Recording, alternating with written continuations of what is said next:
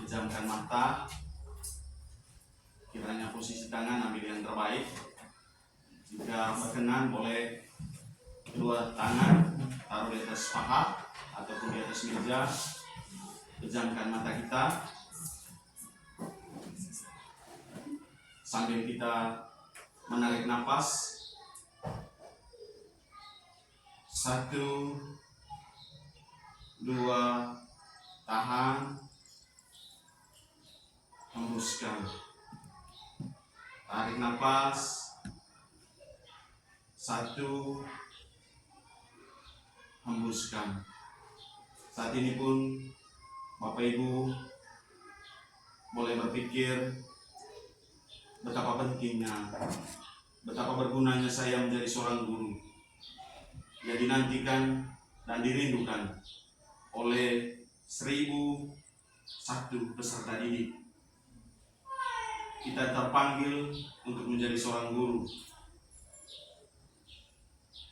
Untuk itu, lepaskanlah semua kesibukan kita, kerumitan duniawi, di rumah, dalam perjalanan, suami atau istri, pacar ataupun teman, tetapi fokuskan pikiran kita saat ini berada di dalam ruangan kantor UPTN SD Prestal untuk kita boleh siap menerima materi. Tarik nafas, tahan, hembuskan. Tariklah ion-ion positif yang ada di sekitar saudara-saudara. Ion kerjasama, kolaborasi, saling berbagi, berpihak pada peserta didik. Karena Bapak Ibu terpanggil menjadi seorang guru. Hembuskan, lepaskan ion-ion negatif dalam diri Bapak Ibu. Kedengkian, kemarahan, kecemburuan,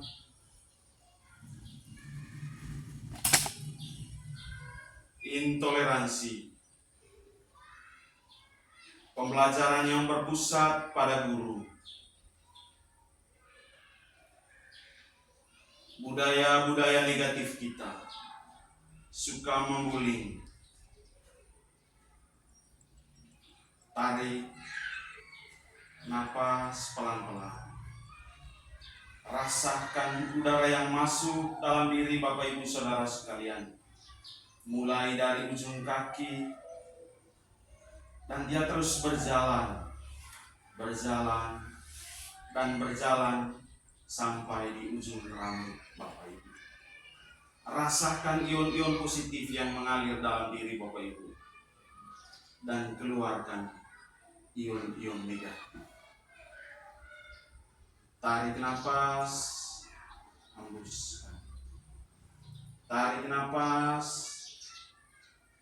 tahan, hembuskan. Oke, bukalah mata kita, melihat kiri dan kanan kita. Apakah yang terjadi? Mungkin Pak Ino bisa menyampaikan sesuatu. Adakah yang dirasakan?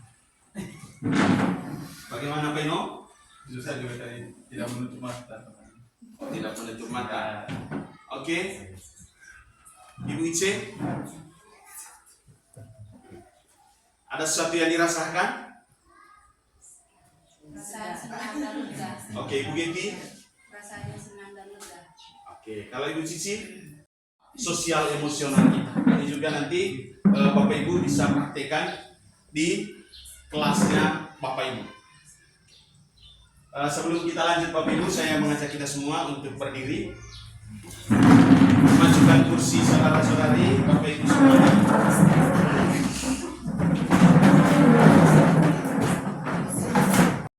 Keseluruhannya adalah lakukanlah apa yang saya katakan, katakan lawan dari apa yang saya katakan. Misalnya saya katakan, saya lakukan lompat ke depan, berarti Bapak Ibu lompat ke depan. Tapi saya katakan mundur, berarti yang dikatakan adalah jawabannya maju. Lakukanlah apa yang saya katakan, katakanlah sebaliknya apa yang saya katakan. Oke, lakukanlah apa yang saya lakukan, katakanlah sebaliknya apa yang saya katakan. Oke.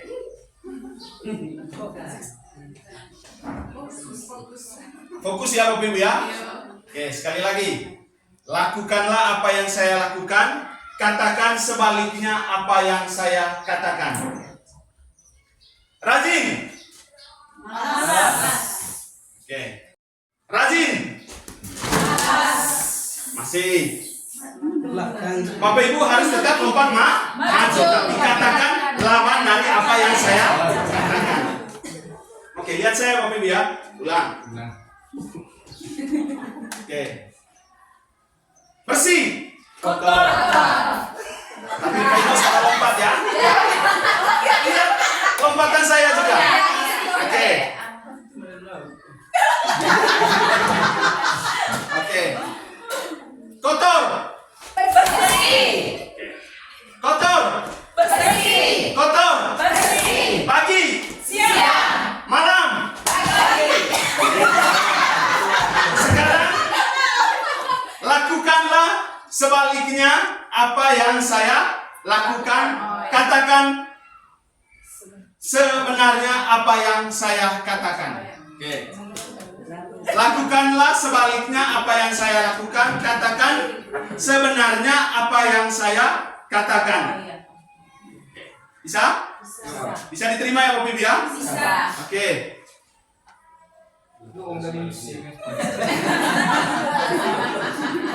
Makanya ambil posisi ya Bapak Ibu ya. Oke. Malam. Malam saya berarti lompatnya ke belakang. Tetap mengatakan malam. Tapi lompatannya ke belakang. Oke. Oke, sudah bisa ya. Terima kasih, silakan.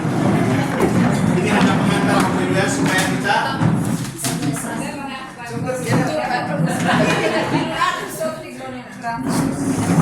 comkat dia Ibu.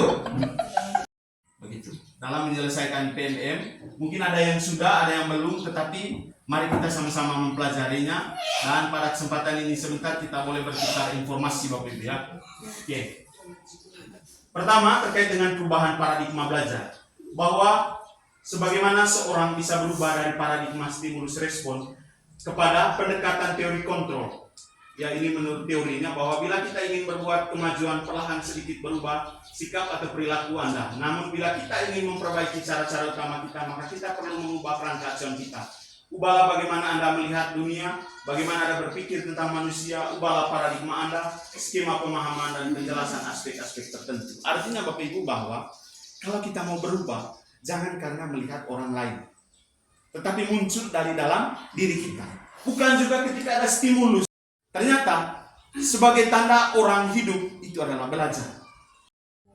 Begitu. Artinya bahwa sudut pandang kita setiap pribadi berbeda memandang sesuatu apapun.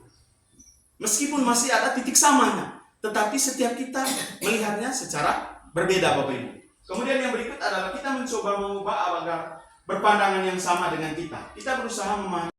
Tentu makanya dikonfirmasi Bapak Ibu.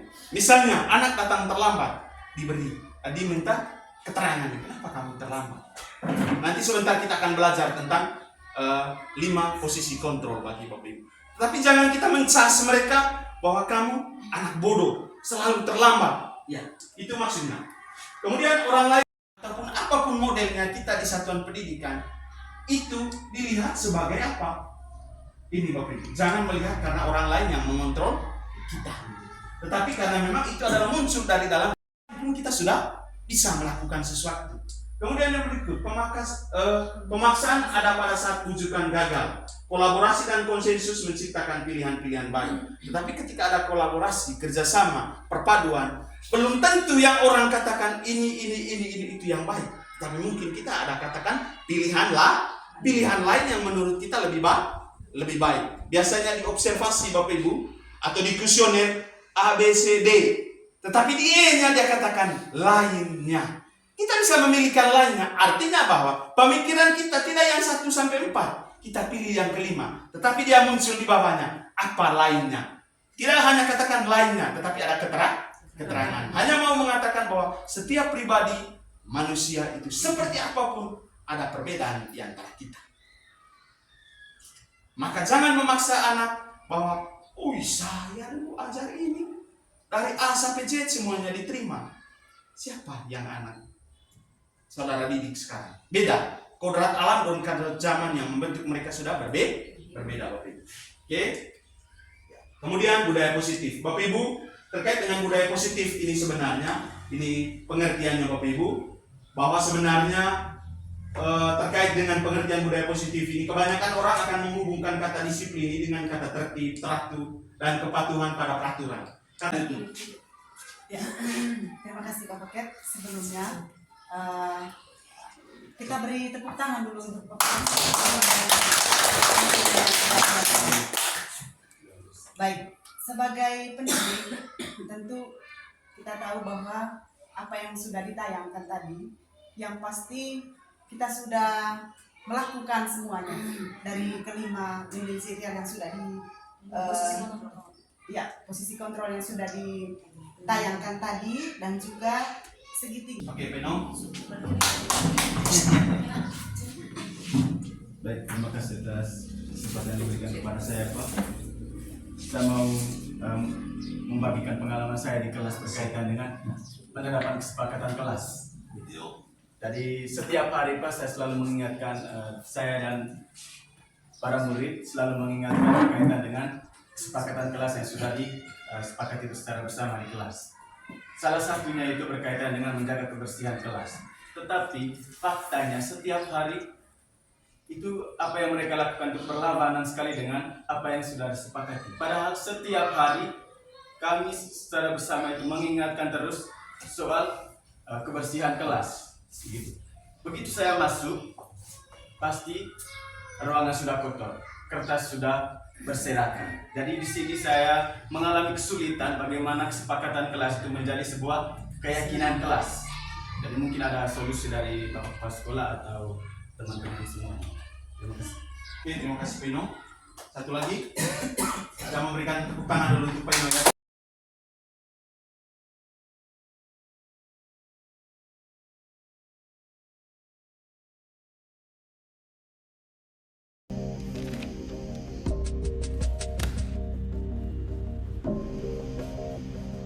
Naren! Sini kamu! Selamat pagi, Bu. Selalu terlambat. Kamu deh, pasti terlambat. Maaf, Bu. Saya... Apa? Apa coba? Alasan kamu apa lagi? Kapan sih kamu tidak terlambat? Malas sekali ya kamu jadi anak. Saya... Dasar pemalas. Gak kapok-kapok sih kamu. Sudah berapa kali terlambat? Sana, kamu keliling lapangan basket 2 kali. Kenapa saya harus keliling lapangan basket, Bu? Kenapa? Kamu mau lawan ibu? Berani-beraninya jawab. Sudah terlambat, masih berani jawab pula. Sekarang, keliling lapangan basket 5 kali sekalian. Biar kapok. Cepat. Pergi sana ke lapangan basket.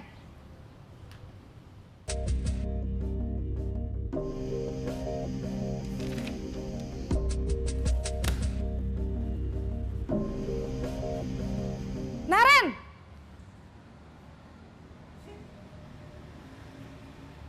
Selamat pagi, Bu. Naren. Kamu kenapa terlambat lagi, nak? Ya Tuhan, Naren. Kamu senang ya bikin ibu susah ya? Kalau kamu terlambat lagi, nanti ibu yang ditegur bapak kepala sekolah, nak. Disangka ibu tidak bisa membina kamu. Duh, gimana ini? Maaf, Bu. Duh Gusti Naren. Kamu suka ya kalau ibu ditegur bapak kepala sekolah? Terus, sekarang ibu harus tulis apa ini di buku absen? Ini kamu sudah sering terlambat loh. Ibu harus apa coba? Maaf Bu, maaf sekali.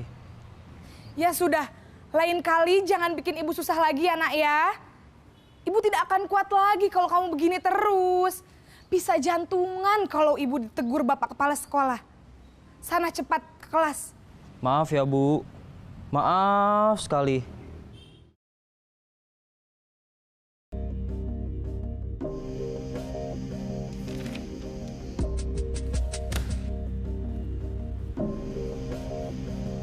Naren!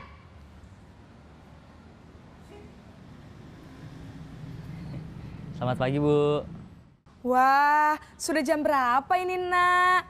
Terlambat lagi ya sayang. Iya Bu, habis ibu saya lupa bangunkan saya Bu.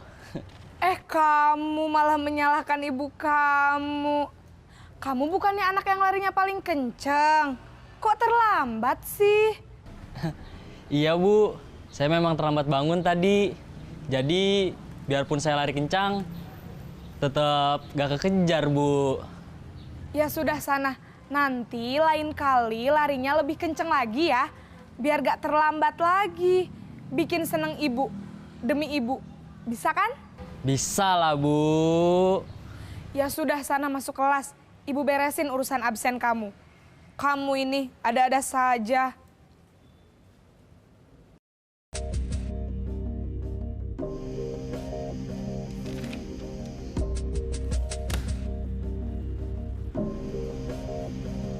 Naren!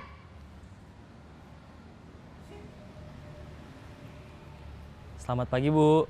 Naren, apa peraturan sekolah kita tentang jam berapa kita harus masuk sekolah, nak? Kita harus di sekolah jam 7 Bu. Iya betul, sekarang sudah jam 7.20. Naren sudah tahu konsekuensinya jika terlambat hadir. Paham Bu, saya harus tinggal kelas pas jam istirahat selama 20 menit. Iya benar, konsekuensinya demikian. Jadi nanti jam 9.30 pas istirahat, kamu harus tinggal di kelas, kerjakan tugas tambahan untuk ketertinggalan kamu, ya? Baik Bu.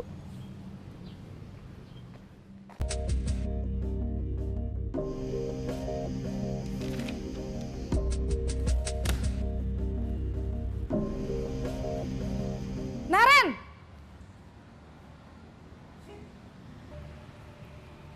Selamat pagi Bu. Selamat pagi, Naren. Maaf Bu, saya terlambat. Iya, sekolah masuknya jam 7, sekarang sudah jam 7.20. Jadi sekarang bagaimana ini, Naren? Maaf Bu, saya lupa setel alarm saya semalam. Baiklah, menurut kamu, keyakinan sekolah yang mana yang perlu kamu tingkatkan? Menghargai diri sendiri dan orang lain mungkin ya Bu. Setuju. Jadi, apakah Naren meyakini prinsip saling menghormati tersebut? Iya Bu, saya meyakininya. Apakah Naren bersedia memperbaiki masalah keterlambatan ini? Bersedia Bu. Bagaimana kamu akan perbaiki masalah keterlambatan ini? Saya akan coba untuk tidak lupa menyetel alarm saya Bu. Baik, kalau Naren lupa menyetel alarm di rumah, ada orang yang kira-kira bisa bantu mengingatkan tidak? Ada Bu, kakak saya, Kak Ema. Ada lagi selain Kak Ema? Selain Kak Ema, ada ibu saya. Baik, jadi yang mengingatkan Naren adalah Kak Ema dan ibu kamu ya? Kira-kira akan mulai setel alarm kapan nih Naren? Setelah pulang sekolah, akan segera saya lakukan.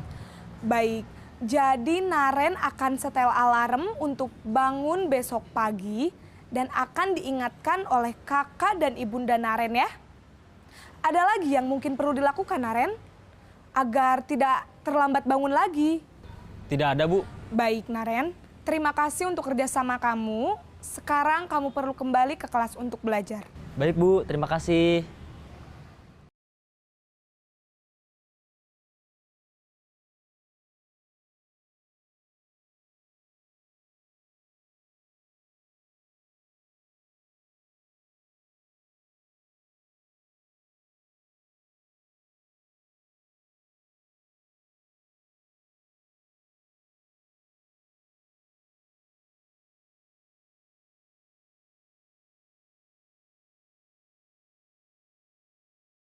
Sela, Bapak mendengar cerita dari Bapak Ibu guru kelas 5. Sepertinya kamu dalam masalah ya, Sela. Ada yang Bapak bisa bantu? Apa sebenarnya yang terjadi pada diri kamu, Sela? Ya Bapak, kemarin saya pulang duluan dari sekolah. Dikarenakan Pak Berto tidak masuk kelas. Makanya saya pulang Pak. Oh, kamu pulang duluan karena Pak Berto tidak masuk kelas ya, Sela. Bapak juga pernah melakukan kesalahan seperti itu dulu, Sela. Iya Pak. Sela, ada informasi yang kamu bisa tambahkan? Kami tidak bermaksud untuk bolos Pak. Tapi apa? Kami tidak. Tapi karena Pak Berto tidak masuk Pak. Oh, Bapak tahu kalau begitu ya. Apakah engkau tahu kalau engkau berada dalam masalah sekarang karena engkau membolos? Iya Pak. Baiklah. Bapak di sini bukan untuk mencari tahu siapa yang salah. Bapak di sini untuk mencari penyelesaian sama-sama. Mari kita berpikir tentang apa yang harus kamu bisa lakukan untuk memperbaiki situasi ini ya, Sela. Engkau pasti punya alasan mengapa engkau melakukan hal itu. Iya Pak. Ya, Bapak bisa melihat kalian merasa senang tadi dan tidak merugikan orang lain. Menurut kamu, tapi sebenarnya yang kau lakukan itu merugikan diri sendiri dan orang lain, terutama siswa kelas 5 ya, Sela. Iya Pak. Sekarang mari kita berbicara tentang keyakinan sekolah kita. Apa yang Sela percaya? Yang mana yang belum dilakukan oleh Sela? Kita harus pulang sekolah tepat waktu sesuai dengan aturan sekolah dan tidak membuat bolos Pak. Oke, itu dia Sela ya. Sela ingat dengan baik keyakinan sekolah kita. Kita kembali kepada persoalan kamu kemarin. Ya, kamu membolos di saat Pak Berto tidak masuk sekolah. Apakah kamu tahu bahwa kamu sedang melanggar aturan sekolah kita? Tidak Pak. Tapi engkau mendapatkan rasa senang tidak? Menurut Bapak sebenarnya Sela, ada cara lain yang harus kita lakukan untuk mendapat rasa senang. Tidak harus membolos. Atau bagaimana menurut kamu Sela? Oke, nah sekarang mari kita selalu mengindahkan keyakinan sekolah kita. Lain kali jangan pernah membolos pada saat guru tidak masuk ya, Sela ya. Iya Pak. Oke. Senang tidak? Senang. Cukup membolos ya? Cukup Pak. Yakin? Yakin Pak. Oke, bagaimana perasaan kamu sekarang, Sela? Senang.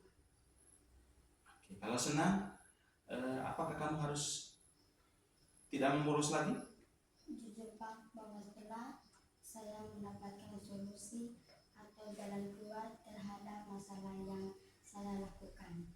Saya merasa sangat senang dan bangga sekali bahwa Pak Lukas telah membantu saya dalam menyelesaikan bahwa saya ini, sehingga saya semakin yakin bahwa terjadi penerapan segitiga restitusi yang dilakukan oleh Bapak sangat-sangat membantu saya untuk keluar dari persoalan saya ini, sehingga saya tidak mempunyai rasa beban apapun dan minta maaf kepada Pak Berto dan Ibu Hile selaku guru kelas saya Pak.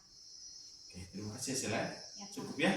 Oke, jadi anak yang terbaik, harus sukses selalu, rajin belajar, cukup, Bo. Boleh. Oke, terima kasih ya. Terima kasih ya. Bermain sudah ya.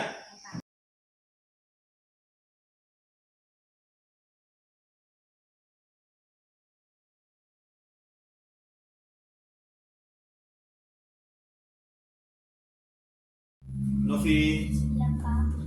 Papa mendengar cerita dari Bapak Ibu guru piket. Sepertinya kamu dalam masalah ya? Iya Pak. Ada yang bisa Papa bantu? Iya Pak. Apa yang sebenarnya terjadi pada kamu? Iya Bapak. Tadi pada saat upacara bendera, kami mencoret-coret dengan air tetapi tidak ribut Pak. Usang berteriak melarang kami sehingga barisan kami menjadi ribut. Oh, kalian mencolek-colekan tadi dengan air sehingga pesan menegur kamu ya, Novi? Iya Pak. Oke. Kamu pasti punya alasan mengapa kamu melakukan hal itu, Novi. Kami tidak bermaksud untuk ribut Pak, Tapi kenapa kamu membuat ribut? tapi pesan yang membuat ribut Pak. Oke. Apakah kamu tahu kalau engkau sekarang berada dalam masalah? Iya Pak. Baiklah kalau begitu. Bapak di sini bukan untuk mencari siapa yang salah. Bapak di sini untuk mencari penyelesaian sama-sama. berpikir sama-sama tentang apa yang bisa kita lakukan untuk memperbaiki situasi kamu ini. Kalian pasti melakukan itu punya alasan. Pasti kamu dengan akrab dengan si Ainya. Iya, Pak. Oke, Novia. Ya, Bapak bisa melihat kalian merasa senang tadi dan tidak merugikan orang lain. Menurut kamu tidak merugikan orang lain, tetapi yang kau lakukan itu tadi sebenarnya merugikan teman, terutama si Ain, teman-teman kelas 5, serta peserta upacara. Karena kamu main colek-colekan. Iya, Pak. Oke, sekarang mari kita bicara tentang keyakinan sekolah kita. Apa yang kamu percaya? Yang mana yang sebenarnya yang belum kamu tunjukkan, Novi? Kita harus bersikap tertib dan sopan santun dengan yang lain, Pak. Ternyata kamu tahu ya, Novi. Novi, ingat dengan baik keyakinan sekolah kita ya. Kita kembali pada ketika kalian main colek-colekan pada satu upacara sampai menimbulkan kegaduhan dan pemimpin barisan ditegur oleh piket. Apakah ketika engkau melakukan hal tersebut bersikap tertibkah engkau pada saat itu? Tidak, Pak. Ternyata kamu sadar ya, tapi engkau mendapatkan rasa senang. Menurut Bapak, sebenarnya ada cara lain untuk mendapatkan rasa senang, tanpa harus mengganggu teman, terutama tadi jadinya merusak upacara. Bagaimana menurut kamu? Iya, Pak. Nah sekarang, mari kita selalu mengindahkan keyakinan sekolah kita ya. Lain kali jangan pernah mengganggu teman pada saat upacara ya, Novia. Iya, Pak. Oke, terima kasih ya, Novia. Bagaimana perasaan kamu sekarang, Novia? Jujur, Pak, bahwa setelah saya mendapatkan solusi atau jalan keluar terhadap masalah yang saya lakukan, saya merasa sangat senang dan bangga sekali bahwa Pak Yunus telah membantu saya dalam menyelesaikan masalah saya ini, sehingga saya semakin yakin bahwa strategi penerapan segitiga restitusi yang dilakukan oleh Bapak sangat-sangat membantu saya untuk keluar dari persoalan saya ini, sehingga saya tidak mempunyai rasa beban apapun dan saya akan meminta maaf kepada guru piket, Pak. Terima kasih. Oke, terima kasih ya, Novia. Ya, Pak. Oke, sukses selalu ya. Oke, terima kasih ya, Novia. Jangan berbuat salah lagi ya. Oke, terus lagi. Dion itu Chan. Masa remaja sehingga sulit sekali diatur. Bagaimana cara kita berbicara? Jangan sampai kita menyampaikan atau memberikan pertanyaan yang bersifat ada hukuman itu, Pak, selain hukuman fisik, karena cara kita berbicara juga bisa saja itu merupakan suatu kekerasan verbal untuk anak. Kekerasan verbal untuk anak. Jadi di sekolah ini belum saya temukan kekerasan verbal yang seperti itu, tapi saya bandingkan ketika saya berada di SMP, kami kekerasan verbal itu sering kali ditunjukkan, gini, kamu gini gitu ya. Karena berhadapan dengan anak yang sudah menginjak masa remaja. Ya. Kalau saya bandingkan di SD ini, sepertinya tidak terlalu sesulit yang dihadapi oleh guru pendidik yang ada di SMP. Jadi bukan berarti juga Bapak, bukan berarti bahwa kita tidak menemukan masalah di SD sebagai pendidik, tidak menemukan masalah baik dari gurunya ataupun dari siswanya juga. Jadi apa yang sudah ditayangkan tadi atau apa yang sudah dijelaskan oleh Bapak Pemateri tadi sudah sangat luar biasa. Itu juga menjadi suatu sumber atau menjadi suatu Pak? Acuan referensi bagi kami juga untuk kedepannya. Jadi sebagai pendidik tentu kita sudah merasakan atau sudah pernah melakukan hal-hal seperti itu. Jadi materi yang sudah dijelaskan oleh Bapak tadi saya sangat menyampaikan apresiasi yang luar biasa, bisa membawakan acuan yang baru juga buat saya. Sekian dan terima kasih. Oke, terima kasih. Yang pertama saya menyampaikan terima kasih apa yang sudah disampaikan oleh Pak Ino, terutama terkait dengan situasi dan kondisi real sebenarnya Bapak Ibu ya. Jujur Bapak Ino, saya juga secara pribadi punya kecemasan dalam hal apa, terutama dalam menerapkan terkait dengan apa yang menjadi impian dan dambaan dari program pendidikan guru penggerak, 1, dari kurikulum Merdeka, 2, Kemudian yang ketiga adalah dari berbagai macam teori dan informasi yang sekarang ini, terutama dari PBM yang menjadi kajian kita. Kenapa? Jujur, mengubah mindset kita saja gurunya ini, bagi saya mungkin belum 100% ya Bapak Ibu, bahkan tidak sampai 50%, kita masih harus mengikuti pola saya dulu. Ya, tetapi dia katakan bahwa kita di awal ini memang harus gila sendiri. Kenapa gila sendiri? Kita harus bisa memberikan contoh pelan-pelan. Tentu sambil memberikan edukasi kepada anak. Perlahan tapi pasti. Jujur Baga, itu adalah situasi dan kondisi real yang ada di Pak ini. Ya, hari demi hari, waktu demi waktu.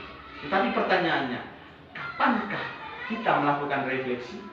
Adakah catatan kritis kita? Misalnya, di awalnya berapa orang, tetapi semakin ke sini, apa semakin banyak atau semakin kurang? Ataukah kita juga sendiri? Fungsi kontrol kita sebagai seorang guru? Pasti tidak. Ataukah hanya kita memberikan contoh dan teladan, tidak disertai dengan edukasi, tidak disertai dengan apa, Bapak Ibu? Kata-kata. Sebuah pembelajaran ceramah itu bukan hilang, Bapak Ibu, tetap melekat.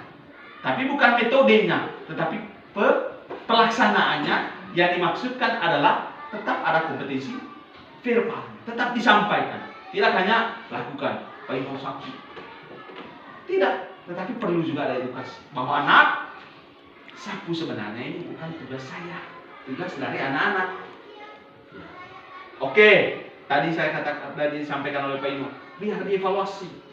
Saya mau mengatakan bahwa Pak Ino, bahwa ini bukan teori kita sebenarnya, tetapi kita sama-sama belajar bahwa teori mengatakan bahwa ketika itu perlahan, pelan, dan niscaya pasti akan.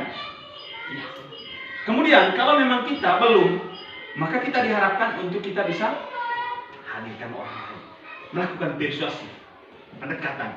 Pada siapa? Misalnya anak ini tadi siapa orang tuanya? Coba siapa yang selalu membuat kesalahan? Ajak mereka untuk bekerja sama. Oleh itu yang baru kita latih kesakti bahwa pola hidup bersih itu penting. Itu adalah salah satu cara dan strategi.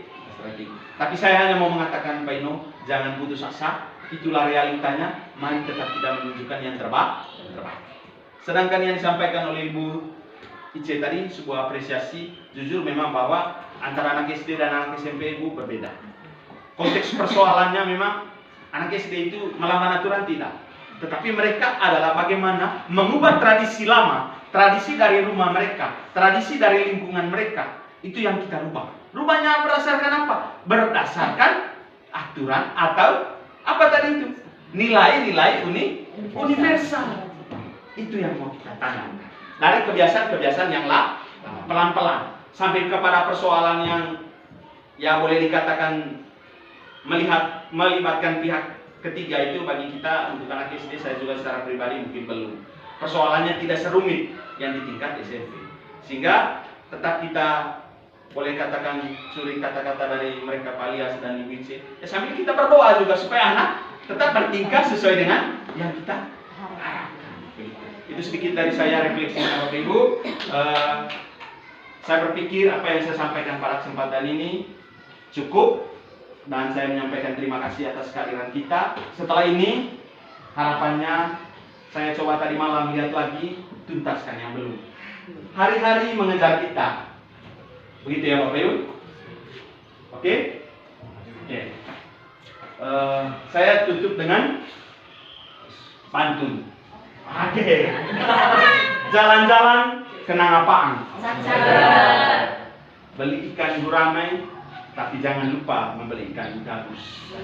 Sekian dulu presentasi dari saya. Sekian dan terima kasih. Oke Bapak Ibu, terima kasih. Yang kali bebas kan?